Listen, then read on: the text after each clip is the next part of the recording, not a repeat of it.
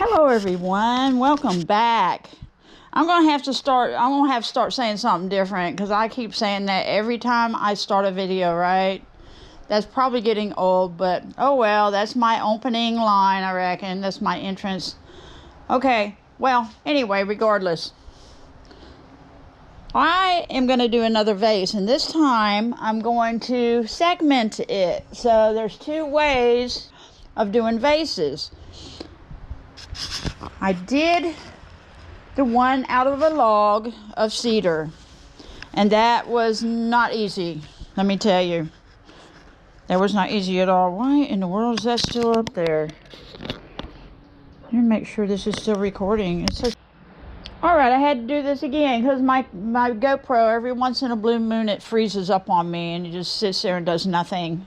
And it wasn't acting right. Anyway, now I made a vase jug, out of a log, cedar wood log, of the light colored, not the red cedar, but the light colored. And it was extremely challenging because it was almost 20 pounds. We're going to say it was 20 pounds. It was 19.8, okay? That's right at 20 pounds when I mounted it on the lathe. So, and that's even with cutting it off some with the chainsaw. And I also used my axe to chip off some areas also.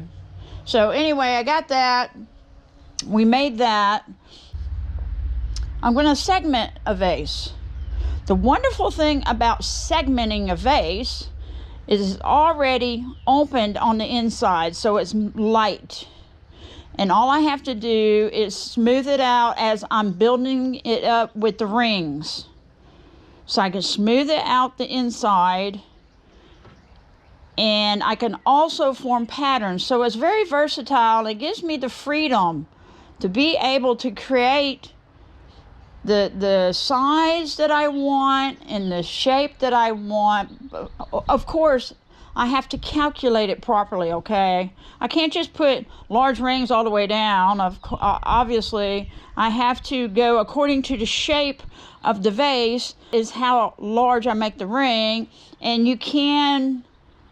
How would you input those calculations if you know the formula, so you can figure out what size ring you need as you're building it up.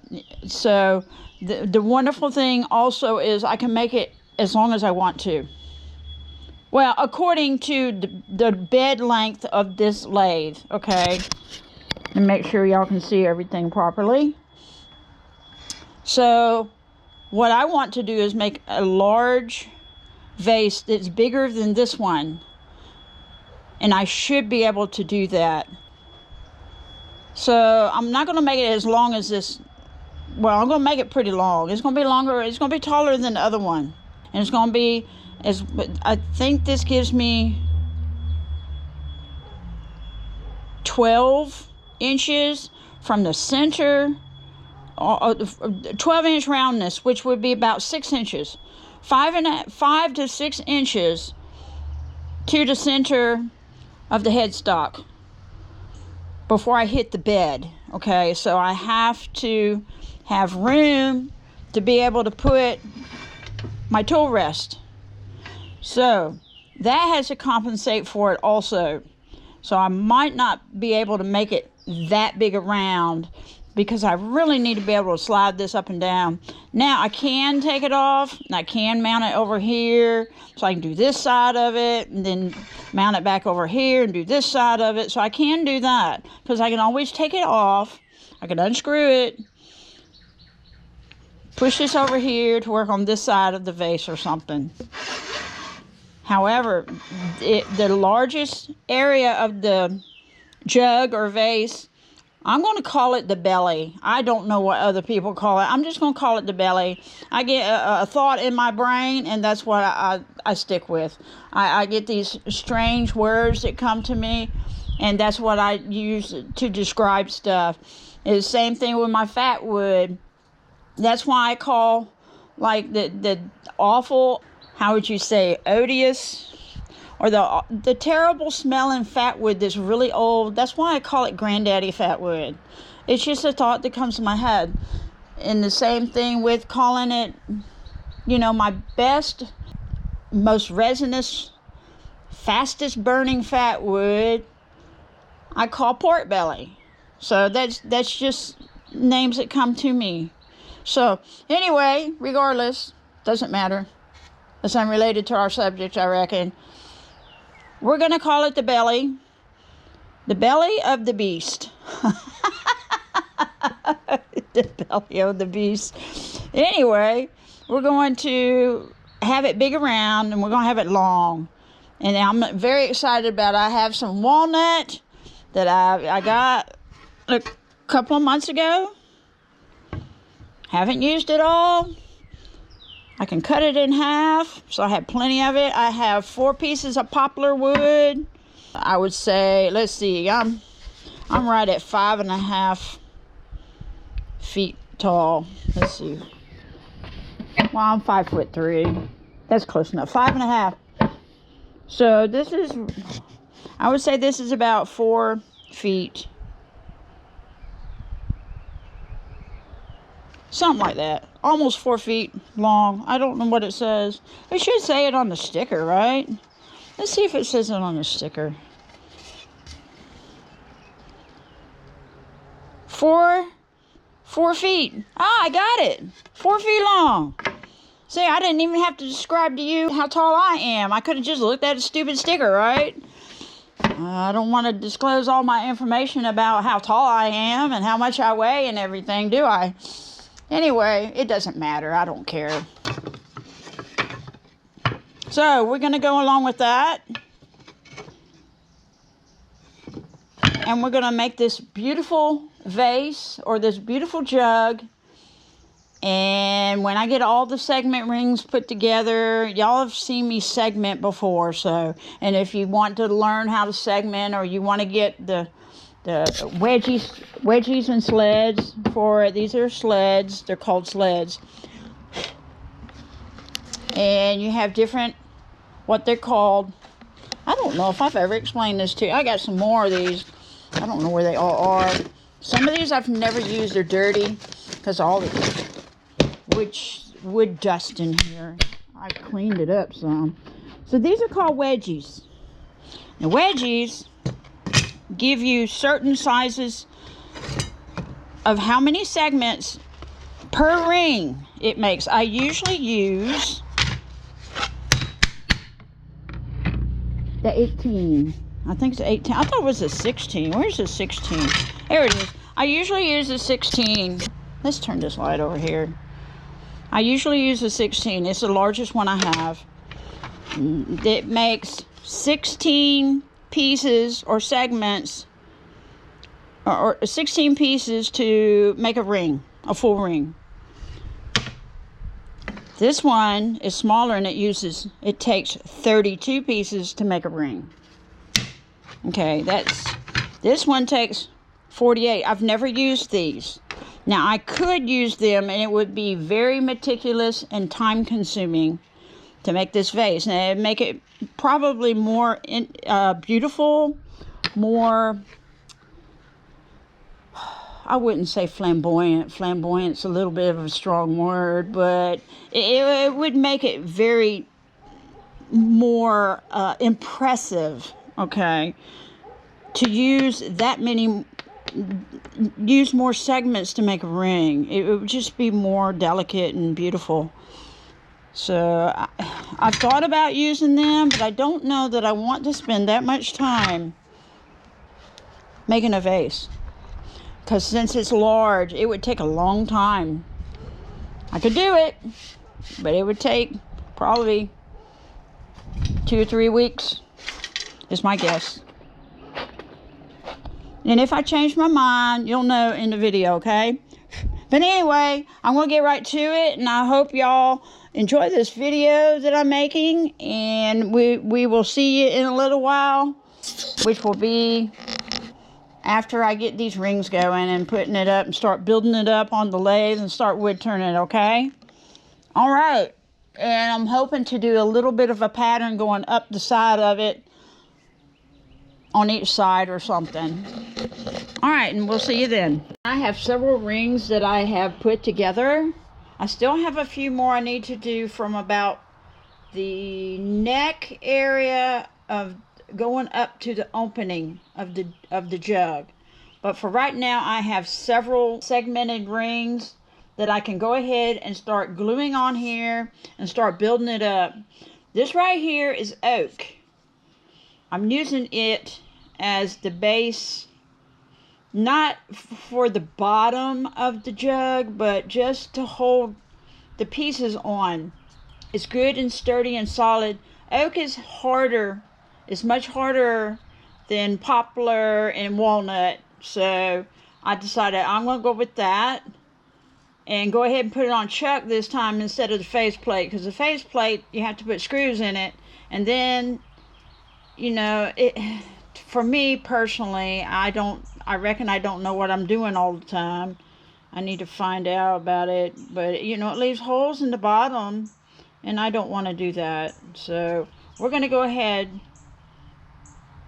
and start building it up, and then we will go from there. How about that? Isn't this exciting? I think it is. So let's do this. And I used the walnut and the poplar. I did not use the red cedar. Although I had cut it in smaller strips, and I wasn't too happy about it at that point, and trying to use it in a segmented ring, because what if I need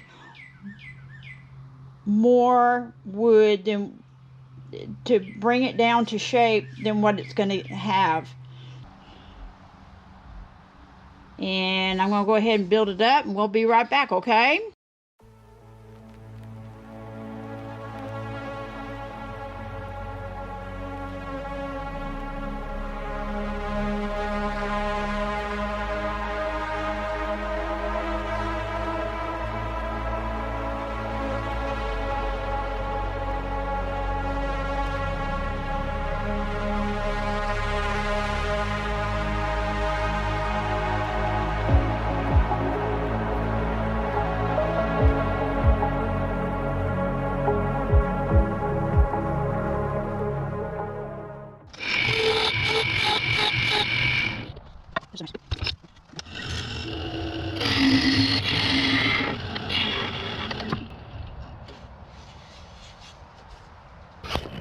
Let's get this angled properly.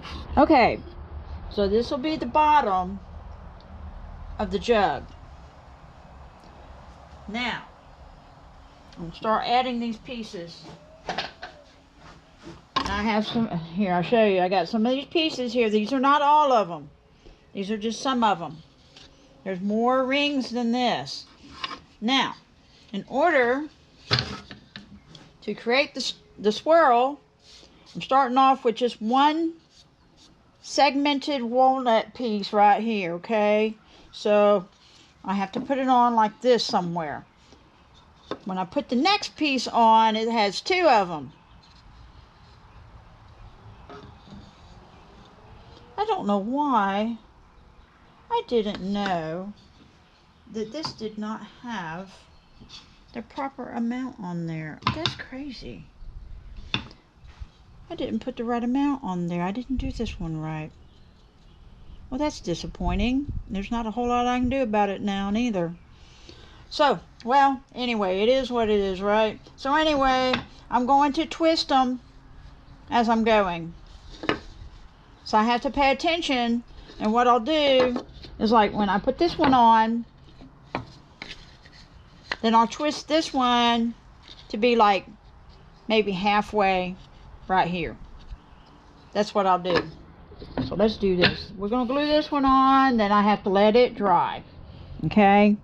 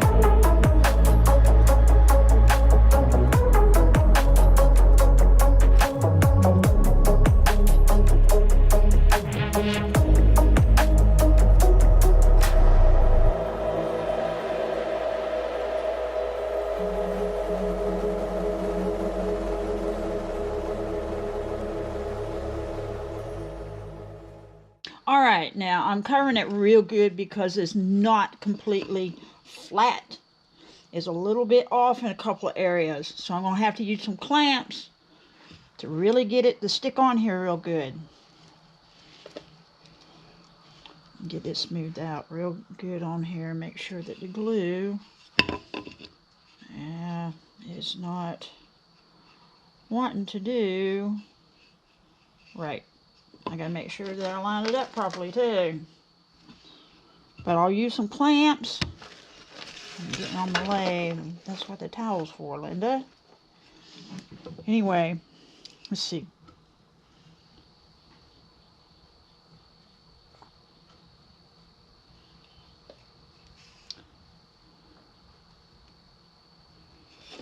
There. Right here. Right in this area, I think. It's supposed to be.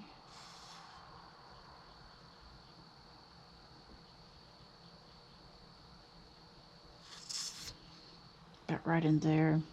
But yeah, I gotta use some clamps or something. This is not wanting to.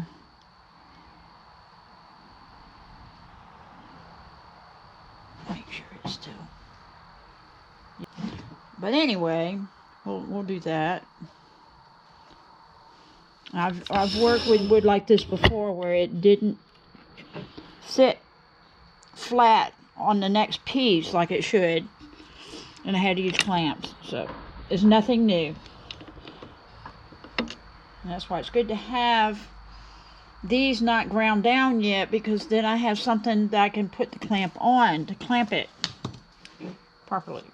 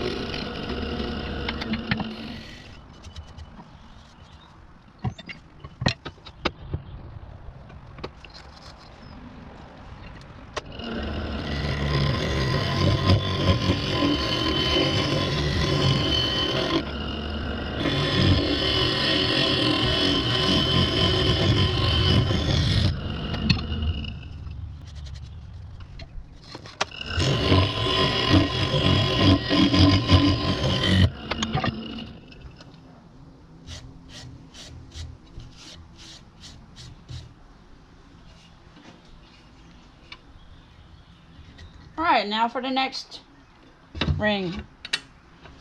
Now it's starting to get pretty wide.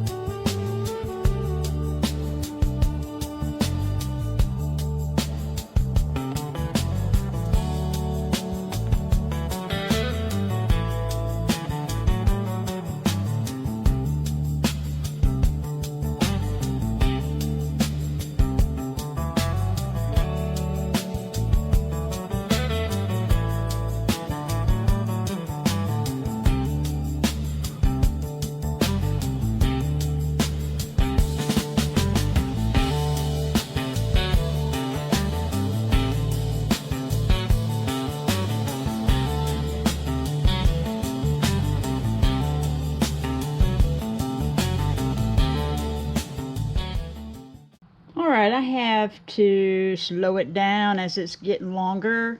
I will not be able to make it as long as I want to because the pieces would have to be even bigger around, and I'm not going to be able to do that at this point, but that's okay. It'll be a little bit taller than the other one. It'll be bigger around than the other one, than the first one. Now, the first one is beautiful.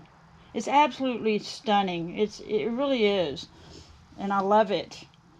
The segmenting makes it really easy because it's already opened up in the center. I can open it up as I build it up, so it helps tremendously. So I have to start slowing it down. So I'm going to go ahead and smooth out the edge here. Now I've not shaped it yet. I'm just generally just knocking off the edges and making it round instead of it poking out on all the segments going around it. And I can add wood dust to that later. I'm not worried about it right now. So I'm going to smooth off the facing on this so I can add another piece of wood, okay? And then we'll go from there. I got to make sure this clears. I'm going to shape this down, knock off the corners here, make it round and smooth. Smooth that out some. Smooth the face off some, so I'm going to add another segmented ring. The good thing is it's good and dry. Now I had to turn my lathe down. I don't remember if I said that or not already. I could have. So these rings here are probably about as wide as I'm going to get. And plus I don't have any more walnut. This is the last walnut that I segmented, and I have to buy some more, and I don't feel like spending a bunch of money to buy one board for $80-something or $100. It just absolutely blows me away. You know, I'm just going to pluck my eyeballs out now and have to sell them to buy stuff. I just don't know anymore. So anyway, I'm going to go ahead and we're going to smooth this out so we can add another ring. Let's go. I'm excited. What about you? I'm excited. Do you wake up every morning excited? I don't. I have to be honest with you. I have to be brutally honest. I don't always wake up excited and happy, okay? But wood turning is so enjoyable and so fulfilling in my life. I thoroughly enjoy this. Now I know why LP, my good friend LP, got me into doing videos, because he thoroughly enjoys it. But you know, me and LP, you know, are good friends, and so anyway, he got me into making videos with wood turning ferro rod handles and stuff, because that's what I was interested in at first, because of fat wood. And I got interested in that when I was watching Nathan, who makes ferrocerium rod, ferro rod handles and stuff, wood turning, and I thought, that is so fascinating. I want to do that one day. So, you know, and it just brought back out my art again that's just been laying dormant. So I was able to just go ahead and just express my art again. And I love to express beauty and joy and happiness and smiles and share them with you through my art.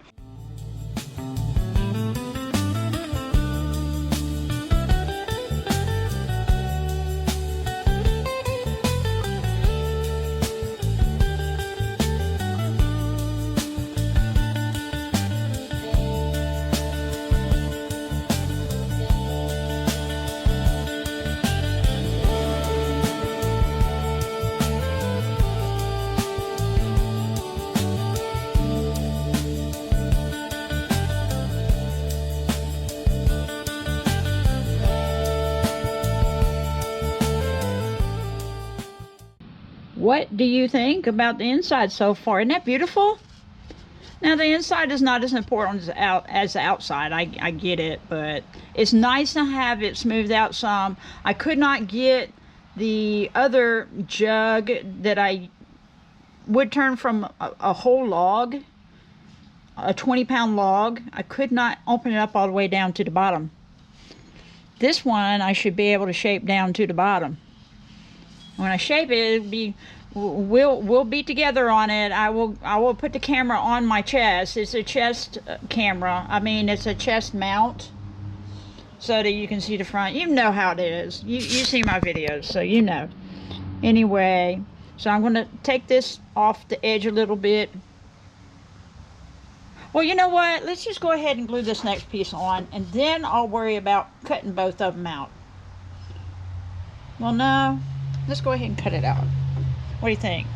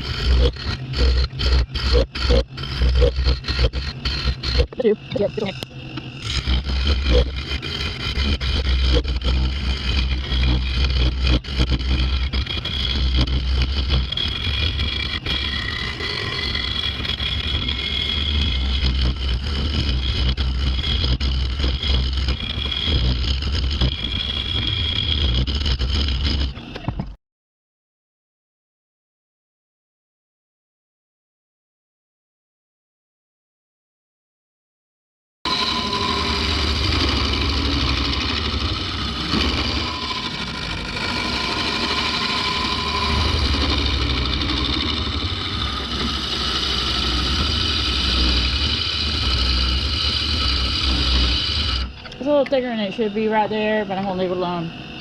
Let's go ahead and get this next ring on. I've been having a fool with my phone, getting my AI stuff to work again. It was being stupid on me. Come find out, it was something simple. I don't know how it got turned off and put to next mode. I could have picked it up and tapped it, but there's this, like, how would you say, a laboratory, one of them laboratory bottles or something on the top left. I got an Android, so there's a bottle on the top left. So I noticed it was just saying all, it was not saying AI mode. So I tapped on it and it showed the AI, so I tapped on AI and now it works again. I've been fooling with that thing for like 3 or 4 hours today, wasting all my time. Some stupid thing. I don't know what happened. I reckon when I picked it up, that's why my phone did like that. But oh well, we got it. I'm done with it. I'm happy because I ask questions. I ask questions about my wood turning and all, and I need to be able to get that going.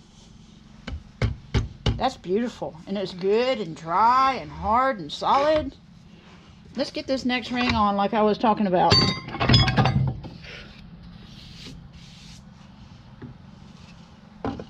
This one's a little bit bigger than this one, but you know, when I shape it, actually they're about the same size. It's just when I shape it down, cut it off, then it'll be back down to the same size.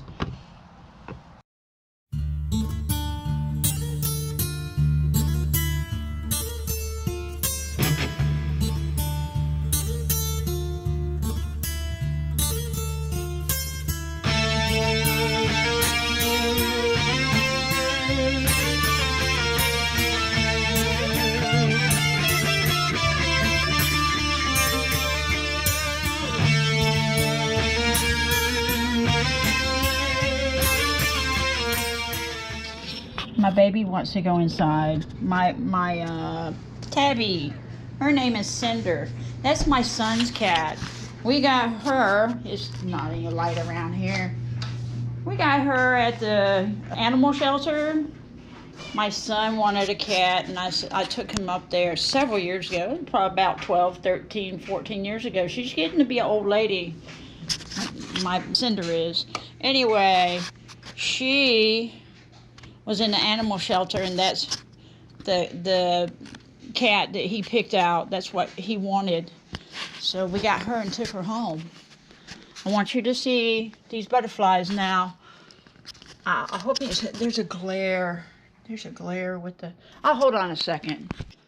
Okay, maybe it's not a glare, but it's a little dark in this living room, and I apologize for the lighting. Anyway, I was talking with Dish in comments with my other jug that I did, the first jug that I did. We were talking about the butterflies. And we used to live in Panama Canal Zone. And my oldest brother got me and my other brother and collected them when we were younger. And we lived there. They have a plethora of butterflies down there in Panama. And they're so gorgeous when they're flying around. And this one's called the Royal Blue. It's a morpho. It's a royal blue. I don't know the scientific name of them. My oldest brother does. He still goes to Panama every year. He'll go and take 2 or 3 trips, and he still collects butterflies. And So he had, like I've told you before, he has some in the Smithsonian. He has species that nobody else in the whole world has. And he does have, there are people that come from around the world that will visit and look at his collection. This is a beautiful, this is the prettiest royal blue butterfly. And when they're flying in the air, I'll never forget, when they're flying in the air, they seem like they're like conceited or stuck up or something. They'll fly like, 10, 12, about 12 feet above you a lot of times, or just, and they'll flap their wings like one time and they'll just sit there sailing through the air, and then they'll flap it again. Like they're so sophisticated and stuff. But when the sunlight hits these wings, they're so, oh my goodness, they're so luscious. They're so beautiful. That is one gorgeous butterfly. When you see them, when they're alive and flying, I mean, there's nothing that compares. These right here are big. They're called owl eyes, and you can tell because they have like owl eyes on them, and they come out a little bit in the evening time. They're in the jungles, and they'll come out a little bit so you can find them. They don't really fly out in the sunlight that much. So, and these here, this one, I don't know if you can see it or not, it's so dark. I'll tell you what, let me take this picture down. Okay, can you see it now? Okay, this is the one I was talking about, sophisticated. That's a beautiful color right there. This is a royal blue. These are pretty common around there. They're beautiful. It's like you can never catch enough of them. These right here, this one, this one, this one, this one, this one, well, no, not that one. These right here, those are like leaf butterflies. They'll land on something, they have their wings folded, and it looks like a leaf on that bush or that plant. And so they blend in, and we made butterfly traps, and we put, they have a lot of mangoes down there, and tropical fruits, and banana trees, and coconut trees, and stuff like that down there. So you mix up, you can take mangoes, and mix up the fruit, and get it to ferment, and, you know, it gets a little bit, how would you say, it doesn't smell as good, but they love it.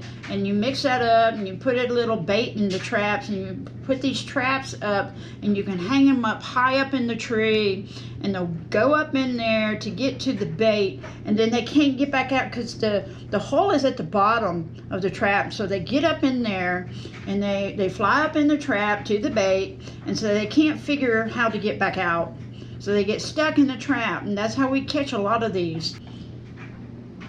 This one here is called an 88 because of that. Those dots are shaped like the number 8. Like I said, that's not the scientific names, but there's the owl eyes again. This is the bottom side. This is the top side. These are pretty big. Their wingspans are bigger than any butterfly you can find here in the United States. You can't find most of these here in the United States. You might can find something like that or something similar. I think this one's common in the United States, maybe. But the rest of them, you're not going to find here. Not in America. You are not going to find them here. You are not going to find that here. I guarantee you. So, anyway, I just want to share that with you. I'm fascinated with butterflies and stuff. You know, I don't go to Panama anymore. My oldest brother does, like I said. So anyway, I just want to share that with you while we're taking a break, waiting for that next segment to dry. And I thought I'm gonna show this collection to you so that you know how beautiful these butterflies are. And I'm sure that you've gone to some maybe Oriental store or something on rare occasions, and maybe they had some butterflies on display in a picture frame. Something like this would be quite expensive, I'm sure. Of course, I would never sell it. My goodness. My brother did this. And he has a plethora of butterflies. He's got all kind of butterflies. In fact, I asked him to send me some a short time back. I was thinking on using some epoxy resin and making something with the butterflies in it. But then I found out that you can't just pour epoxy resin directly on their wings. They'll be transparent. And so you have to buy some kind of filming type, I don't know what it is, some kind of film type paper or some sort. And you have to cut the wings off their bodies. And you have to put that film on each side of their wings so the epoxy resin doesn't get directly on their wings and makes them transparent. And I thought, no, I ain't gonna do that. Just forget it. So I still have the butterflies. They're smaller. And maybe I can make something with them one day. Like coasters, you know. Bonnie makes coasters. She's made some coasters for me, and they're beautiful. They're absolutely gorgeous. And I've thought, well, you know, I can make some coasters and put a butterfly in there, but I can't put it directly in there. So that's not going to work. So I perished that thought for now. Maybe one day. Okay, and we'll get back up with you later. We'll get back to segmenting and the next ring when this one dries. Thank you for letting me share this with you. All right. I have lost my little card. I had it in my video camera and I had filmed the butterflies I have here while I was waiting for this to dry. So I put my camera back on here and I have no earthly idea where that thing is now. It's disappeared off the face of the earth. You know, I've been crawling on the carport floor looking around in the shavings and everything. I can't find it anywhere. So anyway, all I've been doing, in case I don't ever find it, all I've been doing is building this up with segments. And then I'm going to go ahead and shape this one down on the edge, knock off the corners, smooth out the face, so I can add another ring. So I don't know what to do. I've had a rough day today. If it was not one thing, it was something else. I had a hard time with my cell phone not doing right. I pressed something and it would just non-stop talk about stuff. Every time I hit something, it would tell me I was hitting this and hitting that. And I was trying to get my AI speech to text to work again. For some reason, it wasn't working. And I must have worked with that thing 2 or 3 hours. So I wasted 2 or 3 hours of my time trying to figure it out. I finally figured it out with some kind of laboratory, you know, one of them glass bottles they use in labs and stuff. So it was in the top left. I have an Android phone, so it was in the top left corner. And when I tapped on it, it opened up and it said all, and it didn't say AI. And I thought, well, there's the problem right there. So I put it back on AI and now it works again.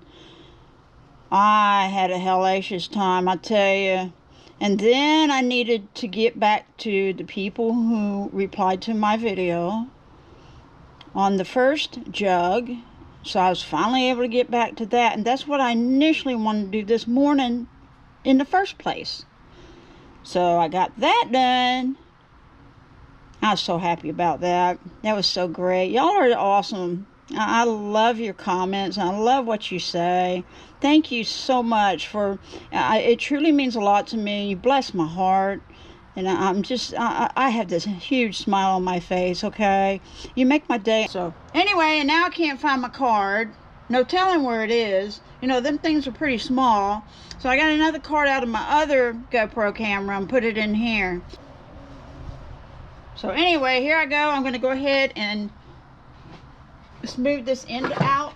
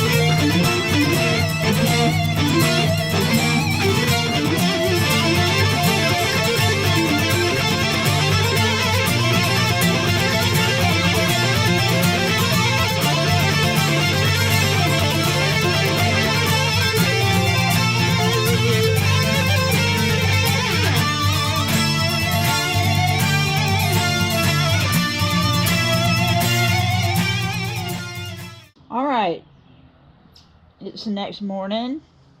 What is it, Wednesday morning? The birds are chirping. It's a beautiful day.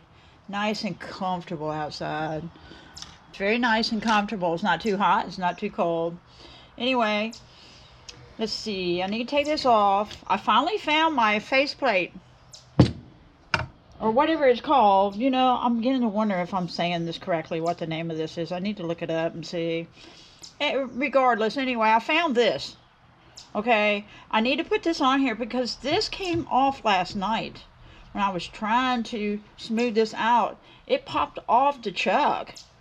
And I'm like, okay, we're going to have to screw in this faceplate. So I'm going to have to take this off of the chuck and put it on here so it's very secure and it doesn't come off anymore. Anyway, and then I'm going to do that, and I'll be back, and then we'll continue adding the rest of the rings. I'll smooth this out. I'll smooth the end out, knock off the corners, make it round and smooth, and then we'll go from there. Now, it may not be running true. That's the only other concern I have. Once I transfer it over here to this, but that's okay because we have not wood turned outside. Now, wood turned inside some, and that's all right. If it's not, you know, I can always kind of maybe smooth it out a little bit or something. We'll see. So that's the very good thing. I have not turned outside at all. Okay, so let me do that and I'll be back, okay? Alright, I had to cut a piece of oak because oak is strong. Because I tried to cut it off level and I couldn't cut it off level. So when I put the faceplate directly on the bottom of it earlier, it was not running true at all. So I had to... How did I do that? Oh, I had to put it back on the chuck best I could with the jaws. I'll hold that piece because I had a little bit left. I can hold it with the chuck jaws, and I put it back on the lathe.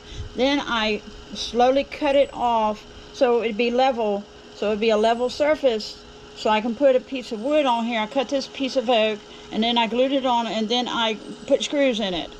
The only other problem was now, or is now, is that I brought it down a little bit here, and I started hitting the screws going down on the edge, because this is a smaller piece of wood. I should have had a wider piece of wood, and I didn't. Regardless, that's what it is. Look at that. Isn't that beautiful? And I still haven't shaped it, and I still have not put all the rings on there yet. Like I said before, it's going to be bigger, but it's not going to be that much longer. So we'll see. That's impressive, though. That's beautiful. Twister. It's a twister. This is vase going to be called, or jug is going to be called the twister. How about that? Yes. Woohoo! This is exciting. That's right. We're going to get it done. Where there's a will, there's a way. I always say that. You can get it. You just got to, sometimes, you know, sometimes it's arduous. Sometimes it's not fun. Sometimes you got to get sidetracked and do other things like I had to do and trying to get it back on the lathe properly. All right. Let's get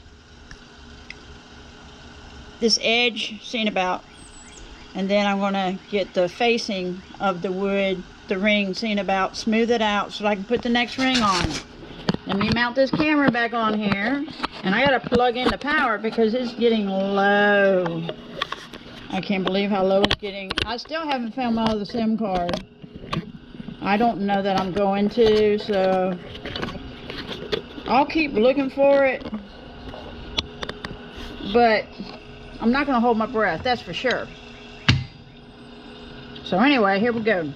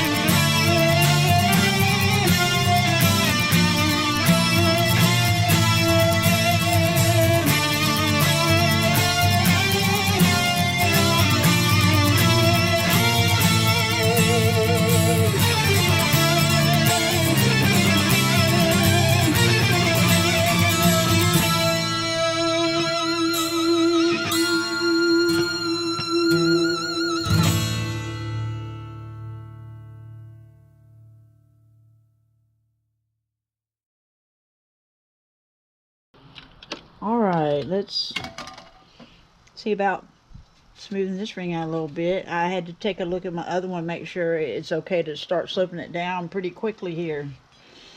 So that's what we're gonna do. I think I got enough rings to just go ahead and finish it off. If I don't, I'll make some more. So let's cut this off right here.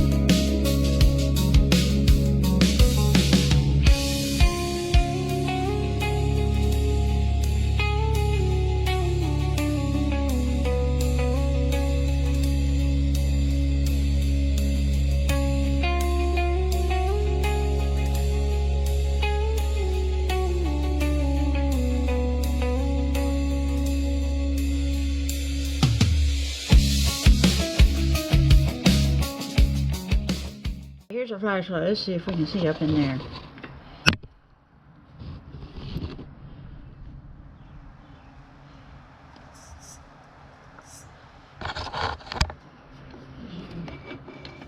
Let me pull this up.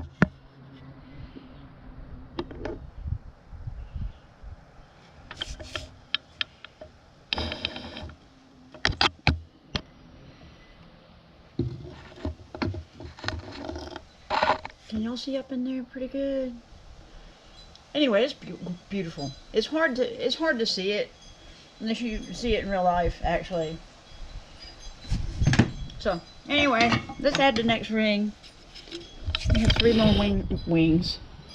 We have 3 more rings to go. Everything's rhyming today. Wings, rings.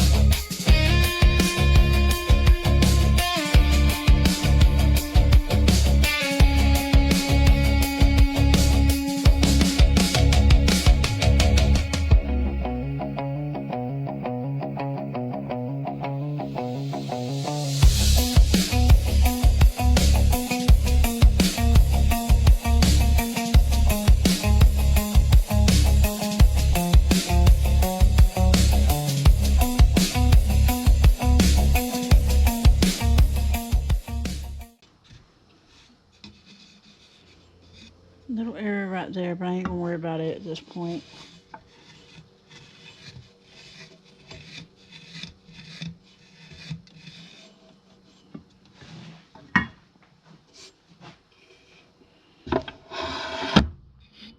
That was not easy. I had to do it so slowly because of vibration, because it's getting so long now. I can't have a strong vibration when it's this far out, because it might do something to it. It's on there pretty firmly though.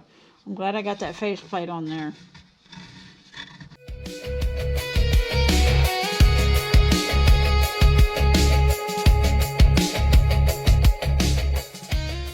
So, anyway, we got this last ring to put on. I'm glad I put that oak down there, because I tell you what, if I put something softer wood down there like walnut's kind of hard, or poplar, but it's not as hard as the oak, and I think it would have ripped through. It might have ripped through by now, so it's a good thing that I went ahead and did that. I need an extended bed. That's what I need. I might have to spend the money and get an extension here. This table that I have this on was an old army table that my dad had gotten years and years ago. So instead of them like tossing it out and throwing it away, he just took it home. And I didn't have any room for it anymore, so I took it and I decided, when I got the lathe, well, when did I get that lathe? A couple of years ago? 2.5 years ago? How time passes, right? So, almost 3 years ago. Anyway, I thought, well, this table is pretty sturdy. I'll mount it on the table. And then see, it's got screws, and it's got holes underneath the lathe, and bolts. You have to put bolts. I think I had to buy the bolts and the nuts and washers and stuff. And so I got them at Ace Hardware, and I got up under there, and I think I had to remove some stuff. I think I had to remove the drawer or something. Yeah, I had to take the drawer out so that I can mount this thing. Regardless of, I don't know how I did it, but somehow or another I did it. And I got it mounted on here. So it's a good, firm, sturdy table. I'm not saying it doesn't shake sometimes a little bit. It does. But for the most part, it's good and sturdy, because a lot of times people will, they'll have it on legs and they'll mount it. I think the best thing to do really is to mount it on your concrete floor. Like if you have a carport like I have or something, then it's not going anywhere. But I'm not sure how that would be done.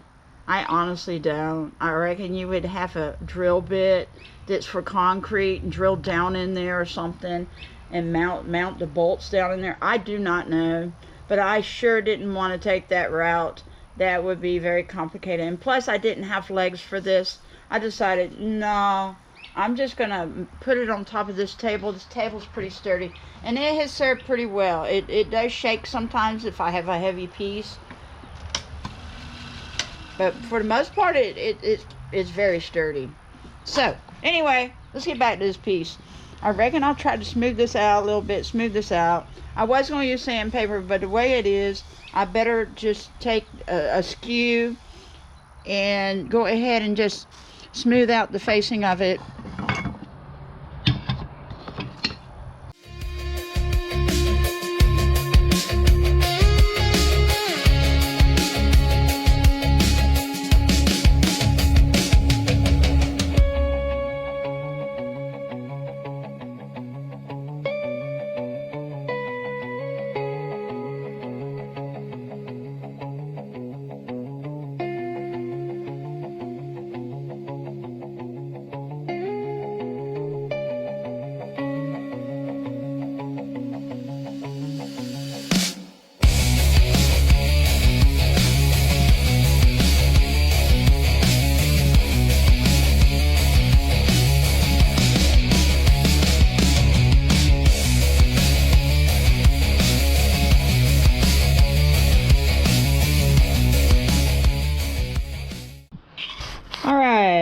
had to turn off the camera so I can take the tailstock off, because you're not going to be able to see it anyway if I take it off, because the camera's mounted on here unless I put it on my chest. I'm not going to do it for that short period of time, so I had to be able to get on the edge with the skew, and the skew is the handle's just way back here and hitting against the tailstock, so I couldn't have that in the way. So anyway, regardless, I needed to smooth this out, so I smoothed it out. I don't need to, I want to. I want it to look nice even on the inside, you know. We don't want it sticking all up in there and people look down in there and see a big old, you know, piece of puzzle, piece of shape, wood sticking out, and you know, This is beautiful though. I love the way it feels on the inside. That's beautiful. I know that sounds kind of strange. I'm not trying to be strange, but it really feels nice because it's pretty smooth on the inside. There's a lip right here, but I was concerned about removing that lip until I shape this.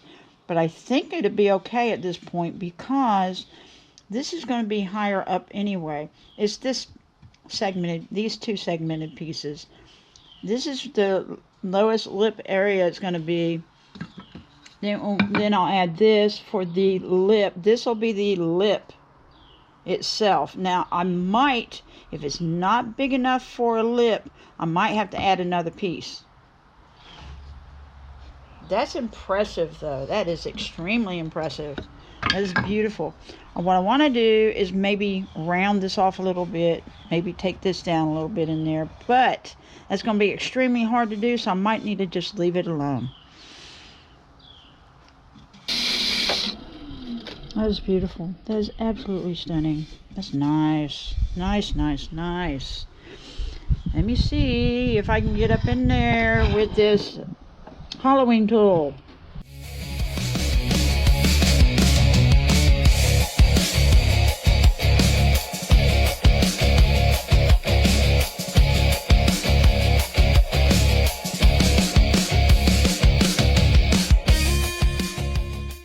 It's not easy because I have to look over here to know what's going on over here.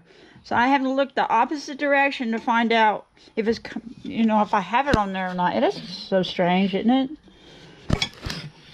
It's very strange, but I am removing it, and that's a good thing. I like that.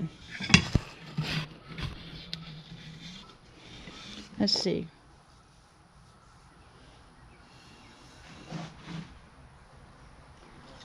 All right, y'all may not be able to see this, and I apologize, but this is a pretty steep angle.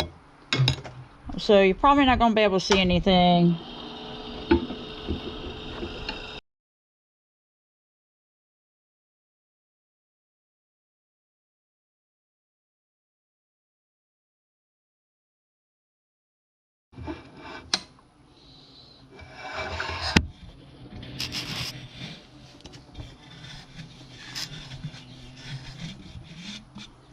Okay, that's much better. That's good. We're going to leave that alone. Let's put this ring on. Let's put this last ring on here so I can let it start drying. And I can run upstairs so I can get my stuff for my coffee. And then it'll be drying the whole time. And then we can start working on the outside and finish it up. What do you think? This is the most exciting part of the whole thing. This is the crescendo. This is the climax. This is the peak. This is the moment we've been waiting for right here, when we get to this point of shaping the outside and making it a beautiful shape for the jug.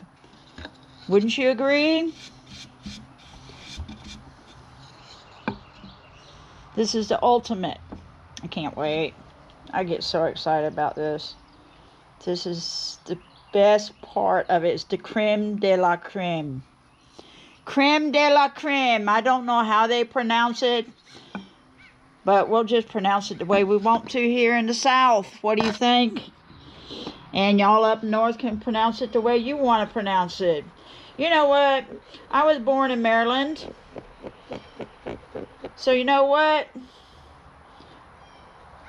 Maryland at the time was a neutral state. It was neither for the north or south. What do you think about that? So I'm neither a Yankee or a rebel.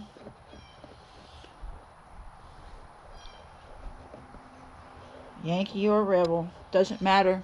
Of course, that was happened a long time ago. That was an extremely important and terrible war, though. That was a horrible war. A lot of people lost their lives. I think we nonchalant have this attitude about it. I should have put the tailstock on there. Where is that thing? There it is.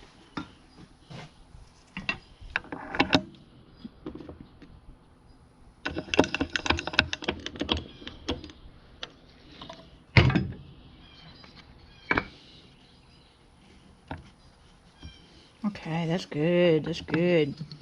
Let's get this on there. We can get it drying. Woohoo! We're almost there. Alright, I have excellent news. I found my card. I was just wiping some of the sawdust and shavings off the back side of my table and all. And I was trying to think about where in the world I must have taken it out, and then I put it down somewhere, and I forgot, and I just went and did something else. And sometimes I do that way. I just go and I'll think about one thing, and then I'll get sidetracked with something else, and I'll forget that I put something down somewhere. Like my glasses. I lose my glasses all the time. And I don't, I'm glad I don't need glasses to find my glasses. That would be bad, but I just thought that would be hilarious. Anyway, so I found it. The strange thing is, I walked over here and I looked all over this place yesterday. I did not see it anywhere. I looked all over my carport floor, all the way around the back side, all the way over here. I was going through the shavings, and I couldn't find it anywhere. But somehow or another, I must have knocked some shavings down on the floor today, and it was in the shavings, and it was on the carport floor. So I found it. I'm so excited about that. Now, it's not a major deal. All I'm doing is adding rings, and I will speed those up in the clips. I'll speed it up as I'm adding rings. That's all I'm doing, and gluing it together. But, I wanted my whole video from the beginning to the end. So now I got it. I've got it. And so I was waiting for this to dry so that I can go ahead and start turning it. When I was cleaning some, and I decided, well, while I'm doing that, I'll go ahead and upload the clips that I have. And I pretty much thought to myself, well, I might as well just forget about it. I'm not going to find it. That's it. And, I was just trying to settle the issue in my mind and heart and just go ahead, just move forward with my life. I didn't want to keep dwelling on it. And I thought, okay, it's lost. I'm not going to find it. And then, lo and behold, I find it. We're going to get back to this piece. This is the last piece. This is the lip. I went ahead and put a video camera on me because this thing is getting to the end of the lathe, and there's nowhere else for my tailstock to go. This right here is not going to go much further out, back to the back. And so what I'm going to do, and the reason why I've smoothed these pieces out as I'm going so it doesn't bounce so much, okay, is not, if it's not round, it's not running as true. So I want to get rid of the bounce. That's all I've been doing so far. I have not really shaped it yet, as you can tell. Not shaped it yet, okay? And don't forget, we do have, I don't know how it's going to look. I did add the rings. We do have from here to here the rings spiraling around, twisting around a little bit, like a twister, like a tornado, huh? Okay, here we go. Let's get this smoothed out. I could probably turn it up some. I got it on the tailstock.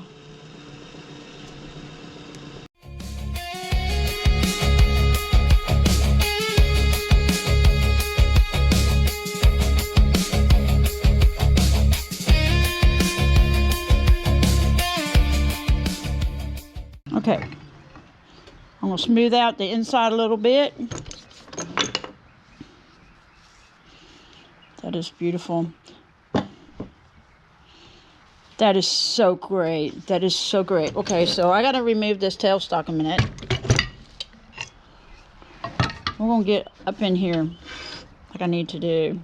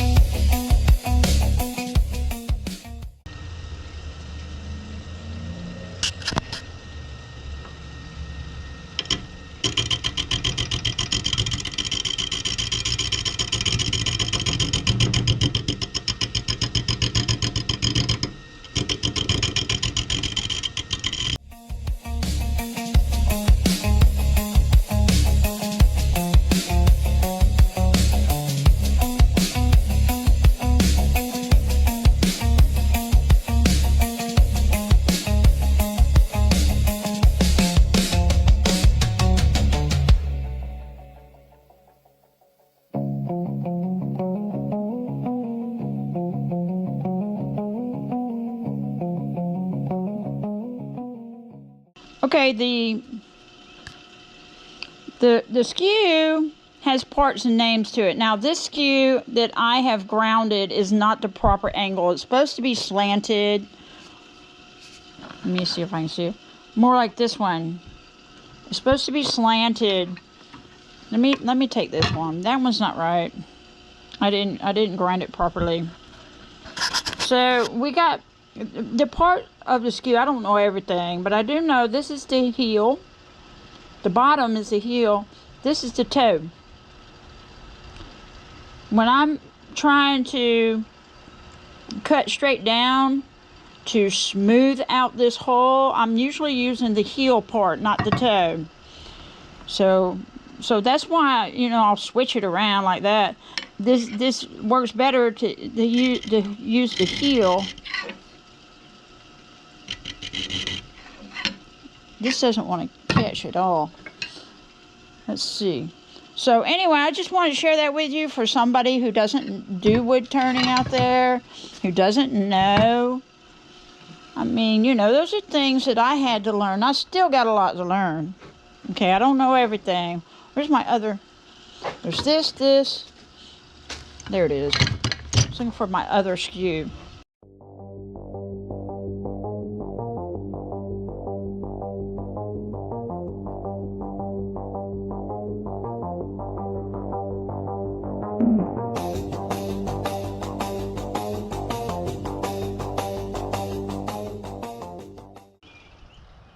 All right, we got it, okay?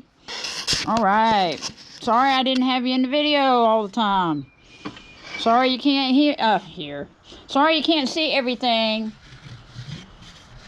like I can. If I had the proper equipment, then yeah, if I had all these angles, you know, pointing at the hole or inside there or something, with the lighting and everything, it would be fantastic, but I don't. That's thick enough I can bring that down like I'm going to need to do. Okay.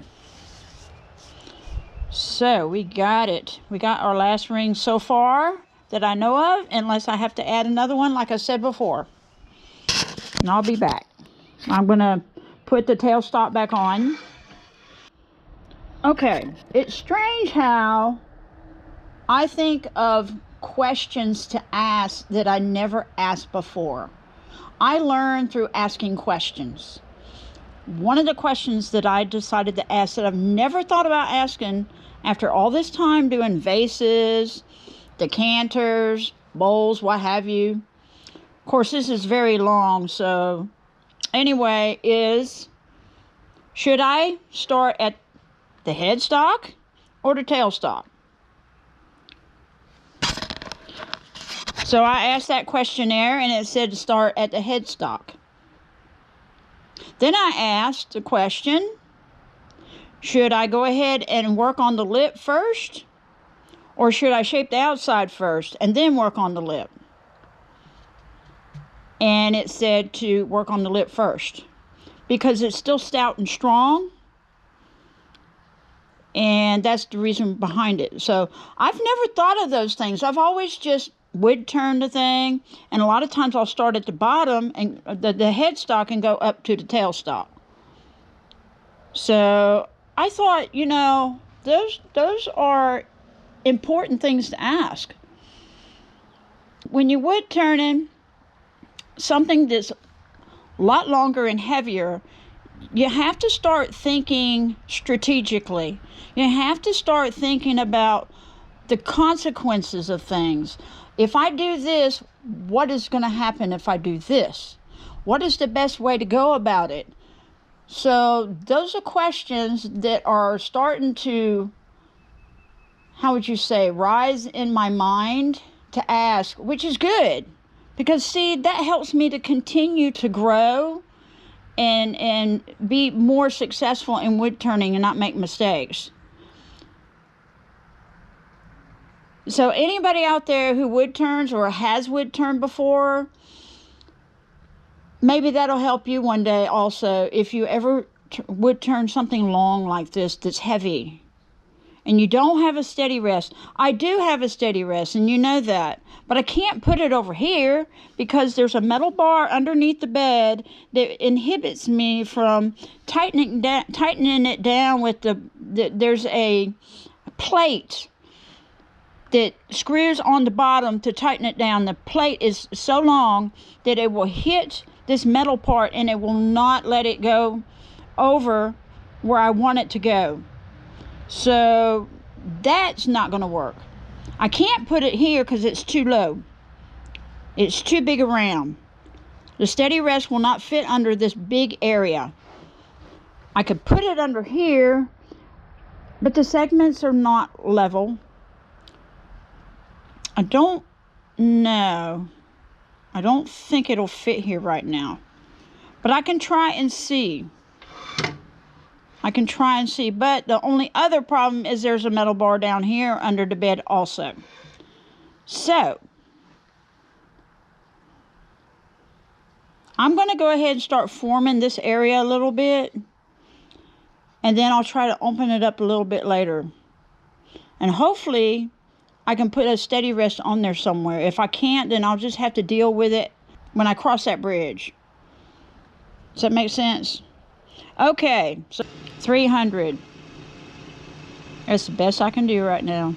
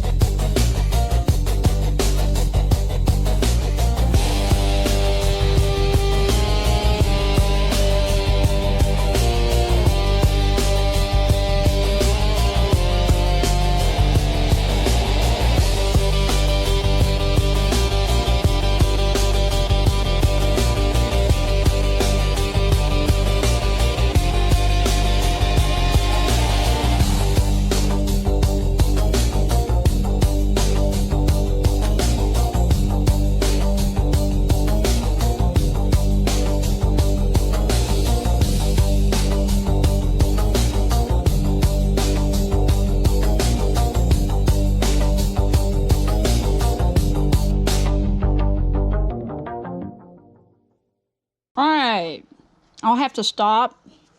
But what I'm going to have to do in order to get this cut off right here, I'm going to have to take this off of here.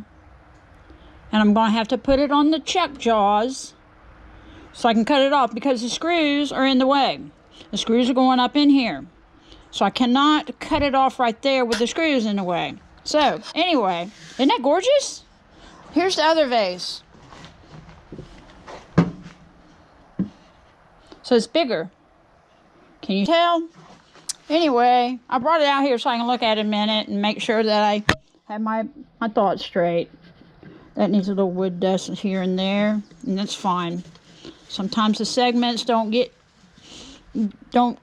come together properly when I'm gluing them together as rings, and there'll be some gaps here and there. That's fine. I had a little bit of trouble segmenting this stuff. I don't know why it seemed to be off. It's normally not like that. I don't know what happened. I do not know. I have no idea. So anyway, I'll have to sand it up. And I'm not worried about it necessarily running true in this part because I pretty much got it. It's an ever so slight lump coming right through here. I might can work along with just a tad longer. But I'm going to leave it alone for now because I got to go to work. And so we got it for the most part. Isn't that beautiful? I love it. That is gorgeous. There's the design, but it started looping around right here. And that's okay. It is what it is, right? I think it's still a beautiful design. We can still call it Twister, right? I can call it anything I want to, right? All right. All right, I've been sanding it by hand before I cut it off. I decided instead of cutting it off and sanding it by hand, I would try to sand it by hand first. And I'm thinking I'm putting some sanding sealer on there and stuff. I want to see if I can show y'all something here.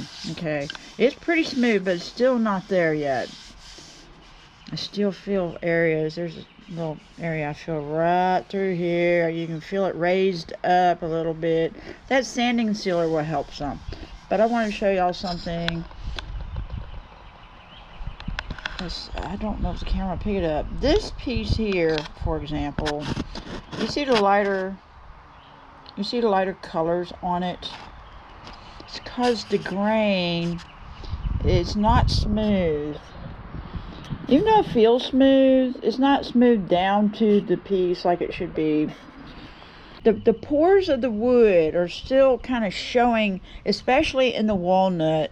Now the poplar is not showing that much at all. It's doing very well. And you know, it's not like I can get it all out, but I like to get it a little bit better than this. So I'm using 220 at this point. I use 120 and then I'll use 220. I'll sand it on the lathe and let it turn. Well, you know, I'll turn the lathe on and let it turn some and sand it some, but then I'll start sanding it by hand after that. Because like I've told you before, I like to be able to feel of it with my fingers. You can't feel of it very well. You can't tell very well if there's imperfections, if there's raised areas, if it's smooth or not. If you can't take your hand and rub it back and down, you know, go back and up and down on your piece to feel of it. You have to feel of the imperfections. I cannot stress that enough. That is extremely important. You know, some people wonder, well, how do you get your piece so shiny? It's because hand sanding is extremely important. Details, you know, you have to have your details. The fine details, you know, you leave the fine details out, it's not going to be popping like you want it to. So anyway, I don't want to drag this conversation out forever. I'm sorry about that. I just woke up and I'm trying to wake up still, but I'm just excited about the vase. It's beautiful. It's absolutely stunning. So now I can feel some right there. So I can look at it and it looks like it's done. Okay, I can look at it and it looks smooth, it looks finished and everything, and then I rub my hand on it and then I feel something. There's a little area right through here. See? Just a little area. So anyway, I'm just going to continue working on it. I'll probably use 320 after a bit. The 320 will knock it out also. But like I said before, I'm going to go ahead. I'm going to put some sanding sealer on there. Let's see if you can see a difference before I put the sanding sealer on. It's kind of hard to see. Anyway, it's much smoother. It's much better. There's a couple of areas where it's a little bit grainy, slightly, or porous. Right there, a little bit, and stuff like that. But it's not nearly as bad. It's much smoother. I use 320. That's the last grit that I use of sandpaper. It's very smooth. Very well, very nicely. Very nice. So anyway, I'm going to go ahead and put the sanding sealer on there. And it makes it even smoother. So it does make a little difference. Some people don't think so. Some people think it's, you know, not worth the money and stuff. I think it is. It works for me. I can tell a difference. I've sanded stuff by hand and then put sanding sealer on it, and I've sanded stuff without sanding sealer, and I can tell a little bit of difference. It's not a huge difference. I mean, you can live without sanding sealer. There's no doubt about it. It's still beautiful and shiny, but there is a little bit of difference. So anyway, I'm going to go to doing that, and then I'll be back, and we'll cut this off. I'll sand it, then we'll cut it off, and it should be about done. I'll have to do to fix the bottom. So I'll wear some gloves, and sometimes I'll put rubber bands on these because sometimes they try to come off, because it's like one size fits all, cheap gloves or something. And I'll get some cheesecloth. Sometimes I'll just use a paper towel, but I'll use a cheesecloth this time. Let's get this angled down properly. And then after I've stirred this up, I don't want to create a bunch of bubbles in it. I did that one time before. I shook the whole can up before I opened it up one day, and I put it on my piece of art, whatever it was. I can't remember what it was. And later on, there were dried up bubbles on it that were hard to sand down. I thought, I'm never doing that again. Nope, I'm not doing that again. So I learned my lesson. So let's see, I'm just wiping it on.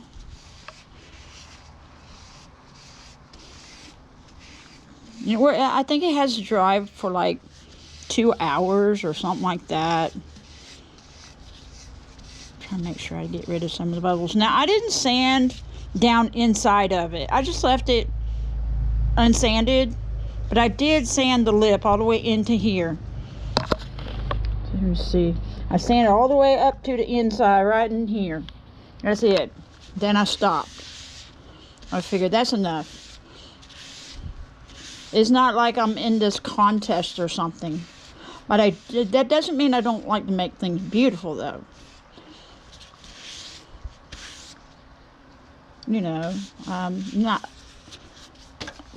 used to be a perfectionist. I think I've told y'all that before.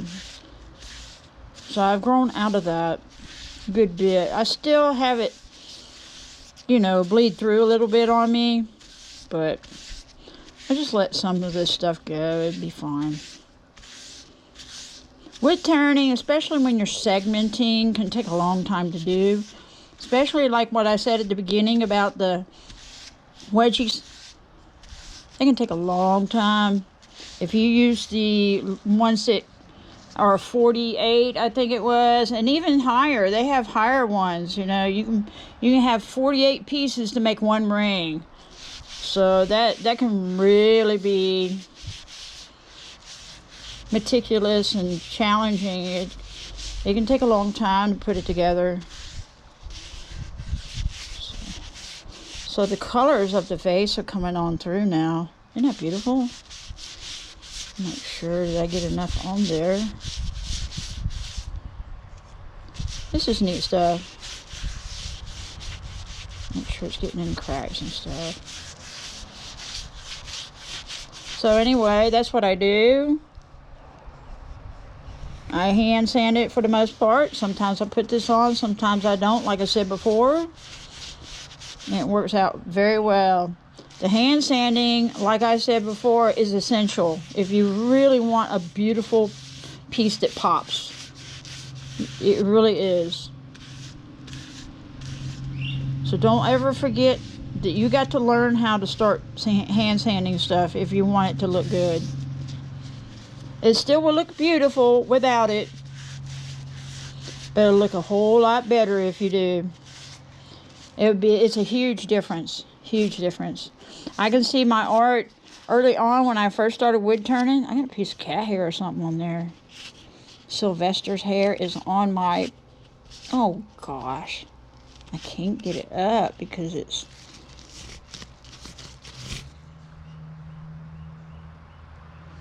It required me to use my fingernail there. I couldn't get it up with my fingers. Sylvester's hair. How in the world did his hair get over here? I'll never know. Floating in the air or something. I don't know. We have cats, you know. We have hair. Getting on stuff from cats.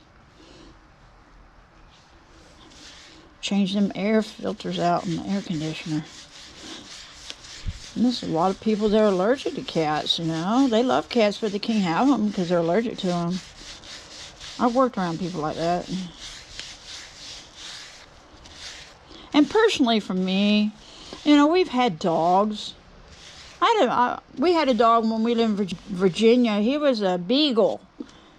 And I was like 5 or 6 years old. His name was Charlie Brown. And I vaguely remember my brothers had to wash the dog. I reckon my dad told them they got to wash the dog every once in a while. And so they washed the dog. And I don't know why. I reckon I thought it was a fun game. But I'd let the dog out right after the dog was washed. And the dog would run out in the yard and start rolling all in the yard and the dirt and stuff. I don't know if I got spanking for that or not. I don't even remember.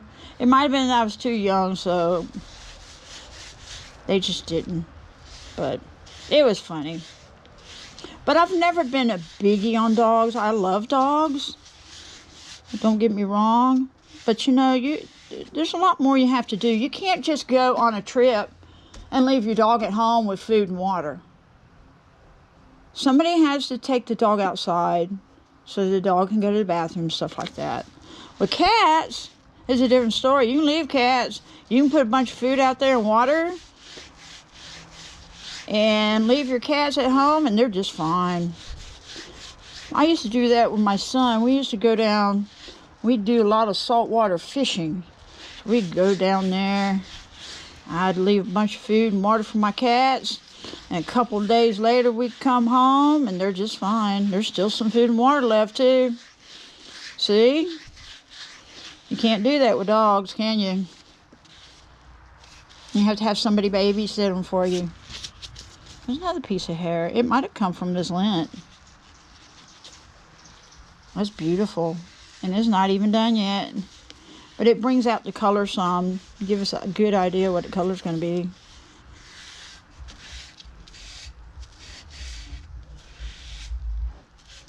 That's cool.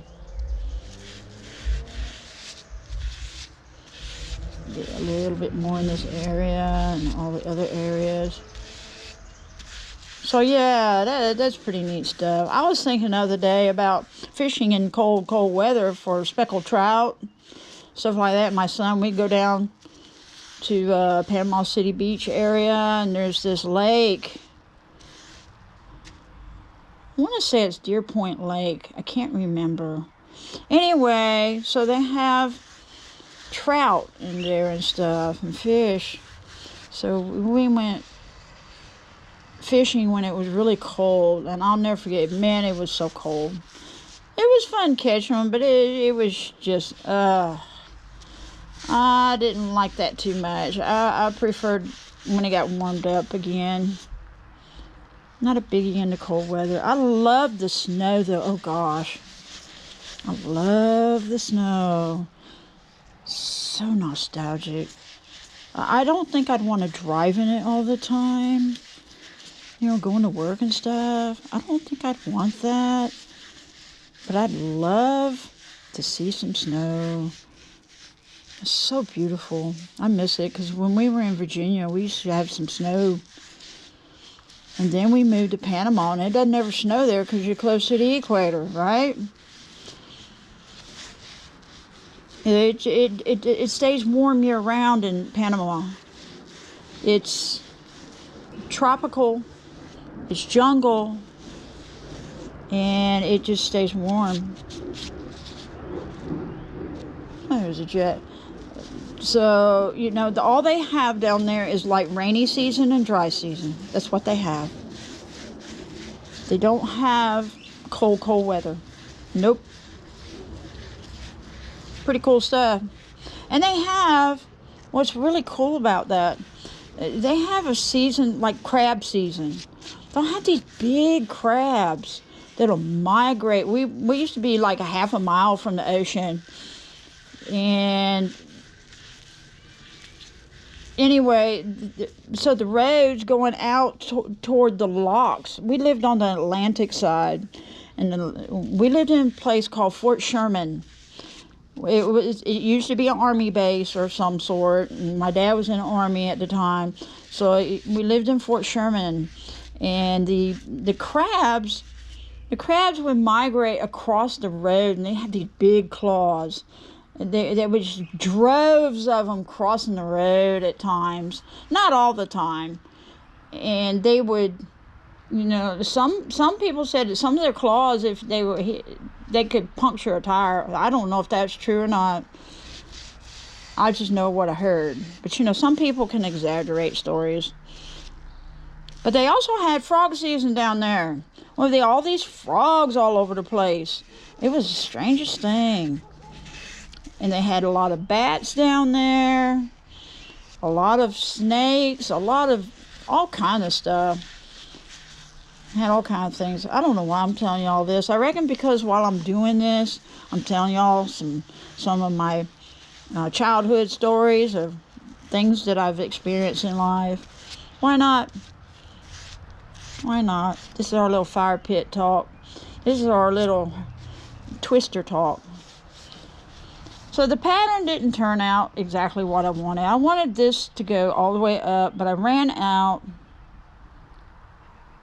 No, I didn't.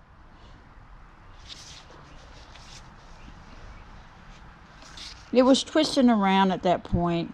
I reckon I should have done less and just started going back up the other way. But we live and we learn, right? Live and we learn.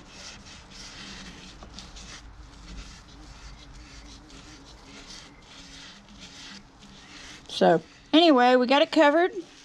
I'm going to have to let it dry for 2 hours. And then I'll have to sand it back up. Cut it off.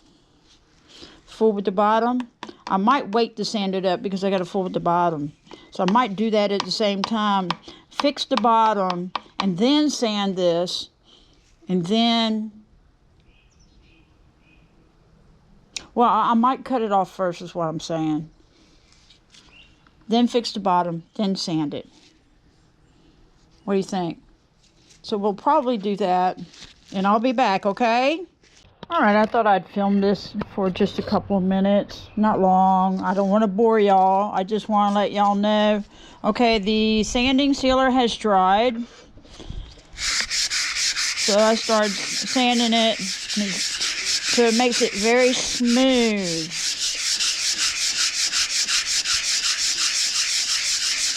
I usually go in circles.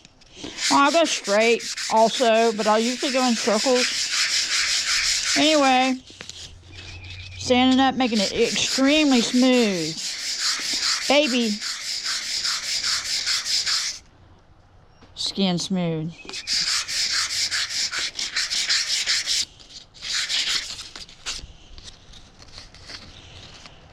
Don't know why. It's acting stupid on me like that.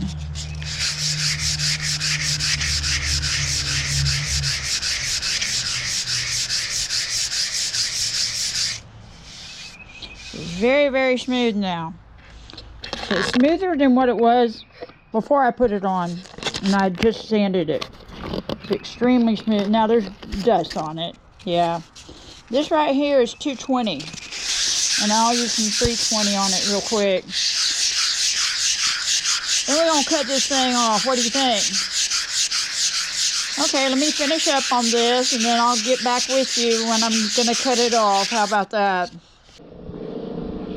Alright, I apologize I didn't have video camera on, but that's okay. I'm just cutting it off. That's all I'm doing. I'm trying to cut it off. It's being stupid right now.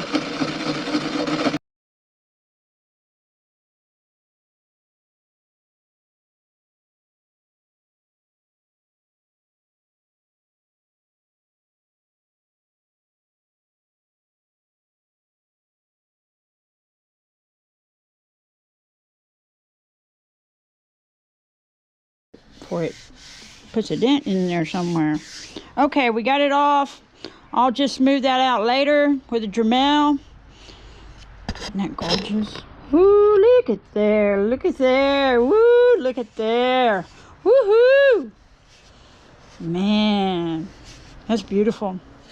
Beautiful. And hey, I'm back. We haven't finished. Isn't it gorgeous? I put the Gorilla Clear Glue on there. That's the finish that I use. That's not normally what most people use. They probably use polyurethane and stuff like that, and that's fine. I don't always, I usually don't follow the crowd, okay? I just do my own thing. So, anyway, it turned out lovely. I went ahead and put my name on there, but I put it in pencil before I covered it with Gorilla Clear Glue. I should start signing my art, right, and dating it. So it turned out very, very gorgeous. Very gorgeous. Let me get it over here a minute. Sometimes the lighting over here is better than lighting under the stovetop. It's beautiful. Absolutely stunning. I now only put one coating on there. I might have to put another coating, a second coating. But I love the shape of it. The only thing is I did have to slope it down more than I love the shape of it. Okay, don't get me wrong. But I had to shape it down more than I really wanted to meet the bottom pieces because they were smaller. And I really should have segmented them larger. And I just did not quite factor that or figure it up properly. Other than that, it's beautiful. It's absolutely stunning. Let me get the other vase. I'll try to make this short and sweet because this video is extremely long. It's the longest video that I have ever put out. And I deeply apologize. Most of it has to do with just putting the rings on there. And most people are going to skip through that stuff. And that's fine. I don't blame them. But I decided to go ahead and add all of that in there and make this whole long video. Anyway, let me get this vase. So, let me get down here on the floor here so that we can see. Now, I don't know. I mean, the camera never does no justice to real life. You see it in a video, you see an art piece in a video, and it's beautiful, right? But when you get it in real life and you hold it in your hands, it's a whole nother level. It's very different. So it's probably about 2.5 inches taller than this one. It is a good bit wider though. It's much wider. Much wider. You can't really tell. Now it's sloped differently also. I wanted to have it more this shape, but like I said a moment ago, I had to slope it way down at the bottom to meet the bottom segmented ring because it was so small around. So that was the only disappointment I had, but I can't consider that really a disappointment. It really turned out beautiful. Okay, let's also get the measurement of these first before I go. Let's see. This one is right at about 13 inches tall. This one is about 11.5 inches tall. So I was about right. This one,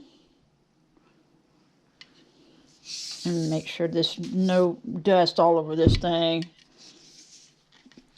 The circumference in the widest area is about,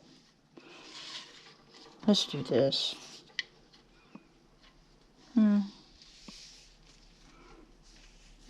This one is about 23 inches round in the widest area.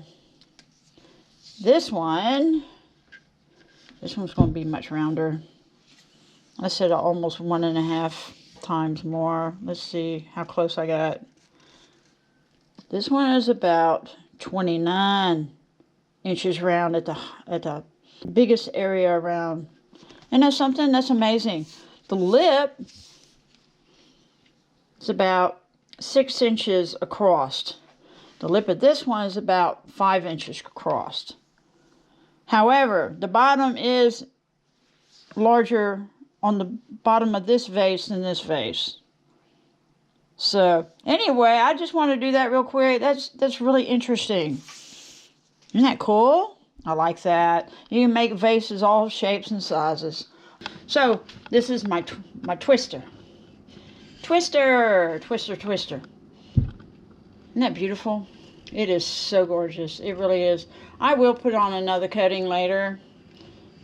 It feels very smooth here, but on the lip it feels a little bit not quite right. I don't know why. Something's not right. I don't know what it is.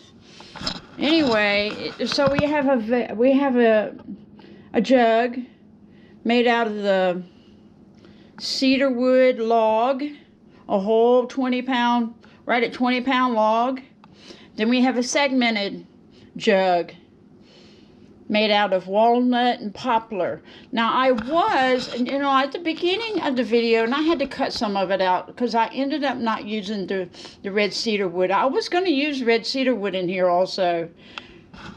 However, when I realized the wood was just, I cut it in strips to have more pieces to segment, but when I did that it made them thinner, and I was not happy about that, and I didn't feel right about using thinner pieces because I didn't know how much wood I was going to need while I was shaping the outside. And I thought I better not do that because I might run out of wood and go through, and I don't want to go through the vase. I do not want to do that. So I left it alone, and I decided to leave it out, and I can use the red cedar wood for something else. And that's some beautiful wood right there. It's gorgeous, and it's really neat and fascinating to me. You can take a log or you can take segmenting, and I'm sure there are other ways. Anyway, I'm going to get that together. And I hope y'all are smiling. I hope y'all are doing well. And I'm so excited when I know I'm fixing to have a video come out that I'm going to put out, because I get to see y'all again. When I say see, I'm not literally seeing your face. I say seeing because I'm talking about that I'm going to see your comment and read your comment. So when I read your comment, to me it's like seeing you. I get to see you today or tomorrow or whenever I put the video out. So that's what I love. I love to get your feedback to me. I love for you to say something to me. Let me know how you're doing. What's going on? I mean, are y'all making something, or are y'all doing all right? What?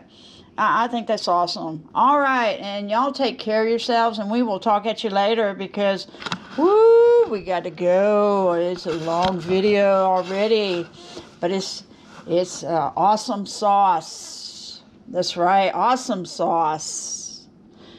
Woo-wee! I'm so excited. Okay, y'all take care. We will see you again later. I look forward to talking to you. All right, bye-bye.